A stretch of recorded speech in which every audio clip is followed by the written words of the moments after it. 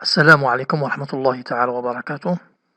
La vie continue toujours et nous continuons dans notre module, la résistance des matériaux. Aujourd'hui, c'est la séquence numéro 6, c'est la sixième séquence, où on va voir la torsion simple. Le plan de ce cours est le suivant, une définition, la contrainte, loi de Hooke, application et un rappel sur la concentration de contrainte.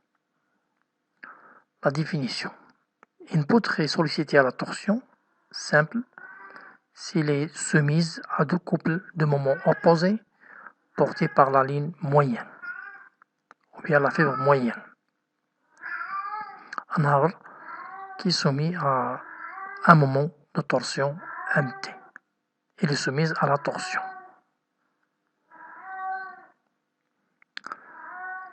La situation.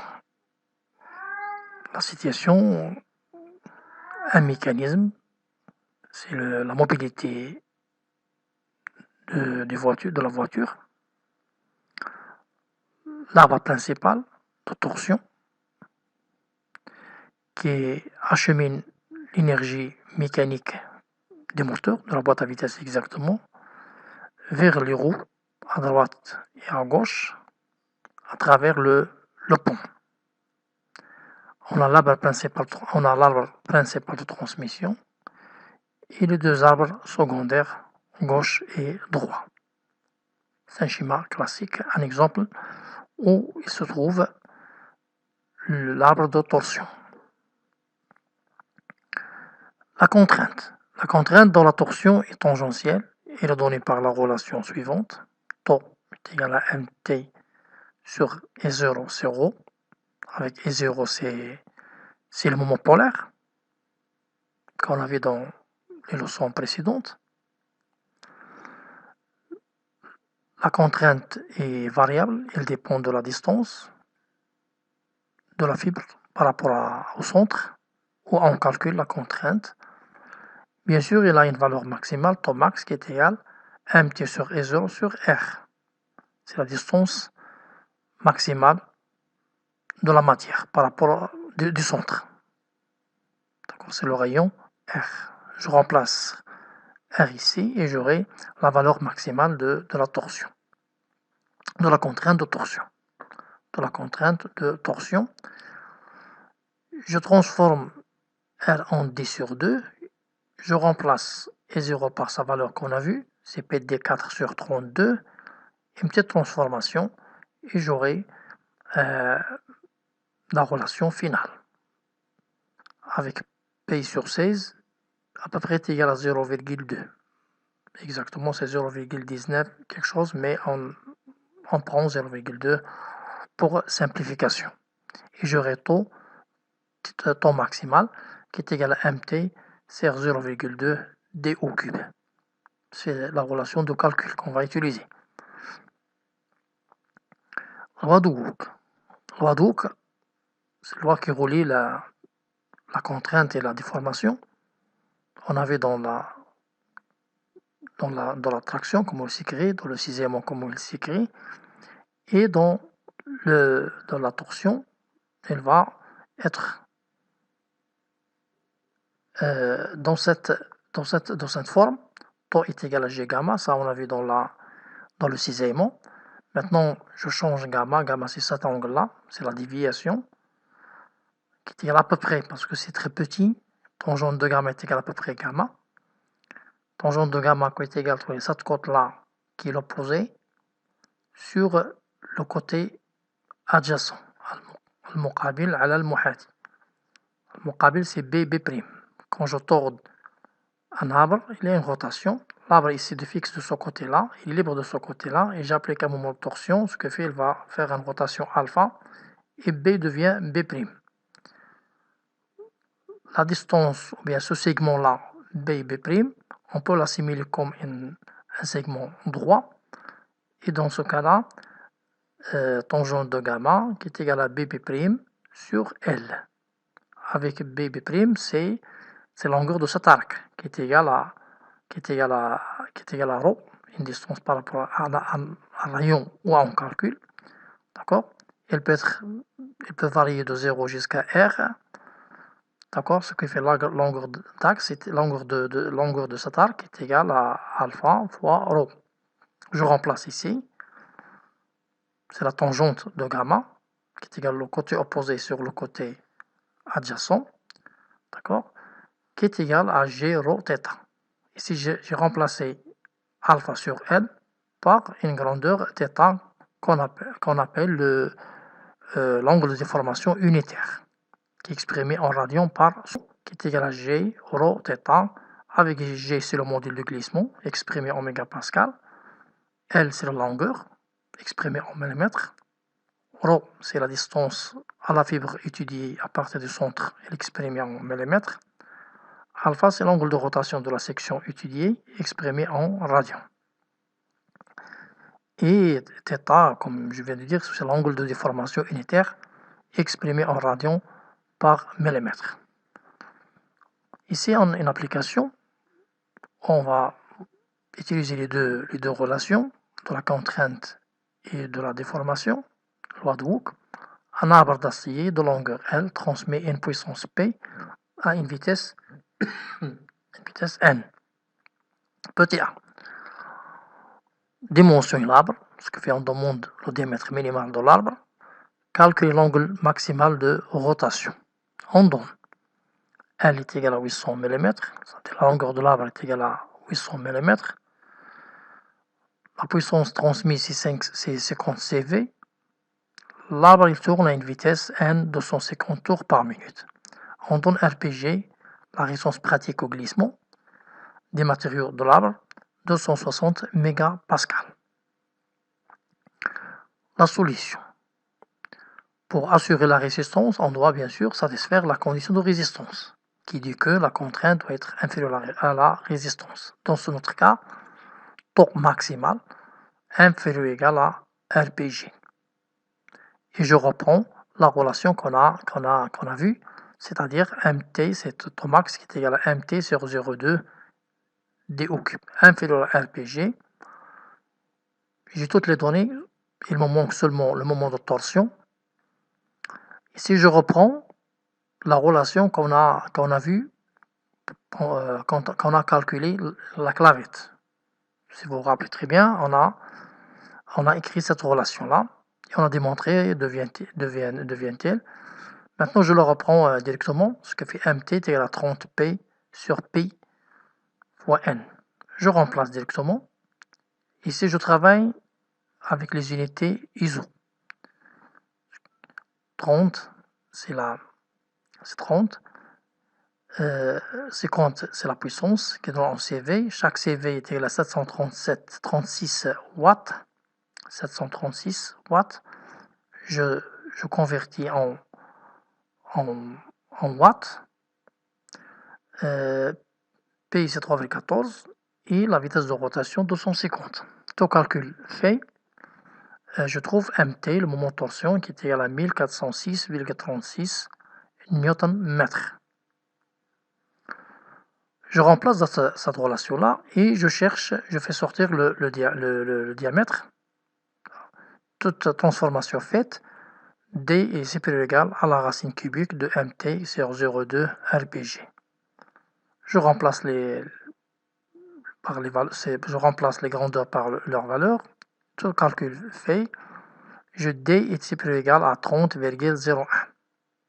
Je dois trouver D doit être supérieur à la valeur 30,01 mm.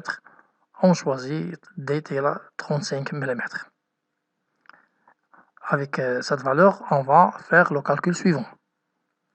Petit b, on calcule l'angle de rotation unitaire θ dans la loi de Hooke, qui dit que τ est égal à G gamma, qui est égal à G alpha rho sur L, qui est égal à G rho θ. Ce qui veut dire qu'on doit calculer θ et après en déduire alpha. Θ de cette relation-là, ça va sortir θ est égal à mt sur G et 0, avec E0 c'est le moment polaire.